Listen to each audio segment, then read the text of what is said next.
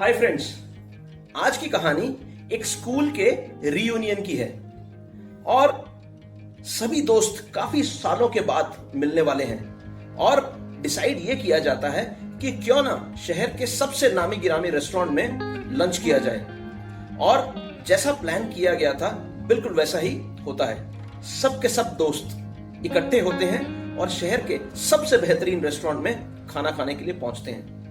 सब बहुत खुश हैं, एक्साइटेड हैं and the best part of the story is कि सब इकट्ठे हैं और साथ का मजा ले रहे हैं। एंड इनकी एक्साइटमेंट को चार चांद लगाती है खाने की खुशबू।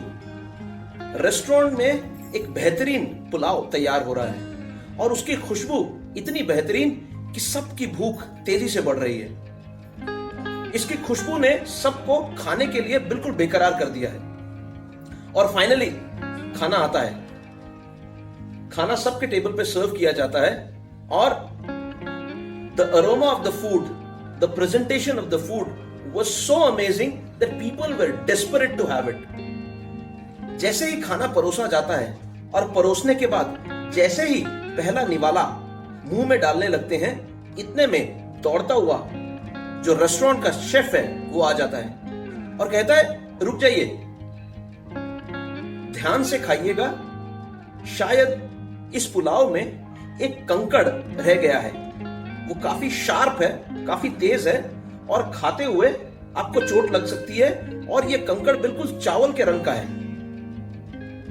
अब सब थोड़े सतर्क हो गए। खाना शुरू होता है। हर आदमी खाना खाते समय ध्यान से चबा रहा है, ध्यान से खा रहा है और पूरे का पूरा ध्यान जो है उस कंकड़ पे है कि कहीं ये कंकड़ मेरे मुंह में ना आ जाए और मुझे चोट ना लग जाए। खाने का स्वाद, खाने की खुशबू, खाने की प्रेजेंटेशन को सब कोई भूल गए हैं। डरते हुए, सहमते हुए खा रहे हैं। अब जो इकट्ठे होने का मजा था, इकट्ठे होने का जो चार्म था, वो कहीं ना कहीं पीछे छूट गया है। ध्यान से, केयरफुली खाते खाते खाना फाइनली खत्म होता है और सब लोगों ने खाना ऐसे खत्म किया कि जैसे कोई टास्क या कोई असाइनमेंट थी। खाना खत्म हो गया, लगभग सभी का खाना खत्म हो गया और फिर उस शेफ को बुलाया जाता है और पूछा जाता है, तुम तो कह रहे थे कि इसमें एक कंकड़ है जो कि चावल के रंग का है और किसी के मुंह में आए तो चोट लग जाएगी।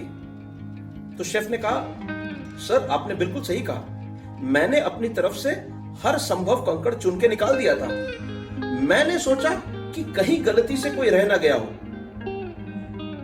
सारे दोस्त एक दूसरे की आंखों में देखते हैं और आश्चर्यचकित हैं। और इस पूरे प्रोसेस में people completely forgot to enjoy the taste, the aroma and the presentation and the beauty of the food. खाने की खुशबू, खाने का स्वाद, खाने की सजावट, सब कुछ पीछे छूट गई। खाना ऐसे खत्म हुआ कि जैसे कोई असाइनमेंट था। दोस्तों, आज हमारे जीवन में कुछ ऐसा तो नहीं हो रहा। आज हमारे घर में आता हुआ हर वो इंसान, चाहे वो दूध वाला हो, चाहे वो सब्जी वाला हो, चाहे वो हमारा कोई दोस्त हो, चाहे वो हमारा कोई रिश्तेदार हो, कोई भी हो, हर वो आदमी जो हमारे घर आता है, हमें लगता है कहीं इसी से तो नहीं हम बीमार हो जाएंगे। हमारा डर हमारे सिर पे इस कदर हावी है, हमारे दिमाग पे इस कदर हावी है कि जिंदगी को हम जीना ही भूल गए हैं। हम इस डर के वजह से जिंदगी लिटरली काटना शुरू कर चुके हैं, जीना तो बिल्कुल भूल गए हैं। और हमारे सगे संबंधी, हमारे रिश्तेदार, हमारे दोस्त, इन सब के साथ कहीं ना कहीं रिश्तों में थोड़ी बहुत खटास आनी शुरू होगी।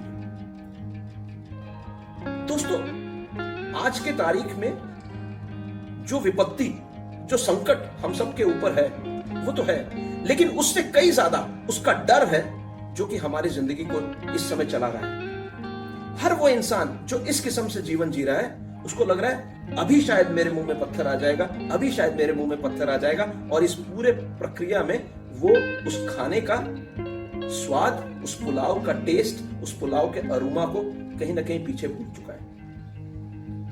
दोस्तों, परेशानी है, प्रॉब्लम है, संकट है, ट्रेजेडी है, लेकिन इसके वजह से हम जिंदगी को जीना भूल जाएं, ये तो गलत है।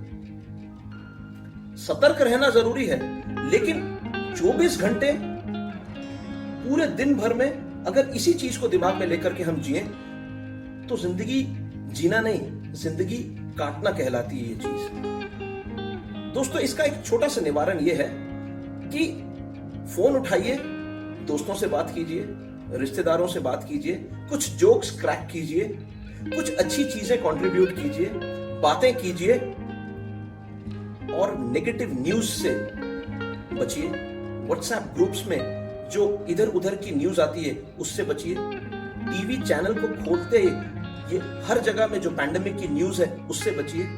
नेगेटिव लोगों से बचिए। हर वो इंसान जो कि आपके जीवन में नेगेटिविटी लाने की कोशिश करता है उससे बचिए। अदरवाइज हमारा जीवन भी उसी गेट टुगेदर की तरह हो जाएगा कि खाने का टेस्ट, खाने का अरोमा कहीं पीछे छूट जाएगा और खाना हमारे लिए एक टास्क या असाइनमेंट हो जाएगा। दोस्तों, आशा करता हूं ये कहानी अच्छी लगी होगी। शेयर कीजिएगा दूसरों के साथ। ये वक्त है एकजुट होने का और मिल करके इस लड़ाई को लड़ने का और जीतने का और जिंदगी को जीने का। मैं आपका फ्रेंड राजा सिंह इस स्पेस में बना रहूंगा। Have a great day ahead.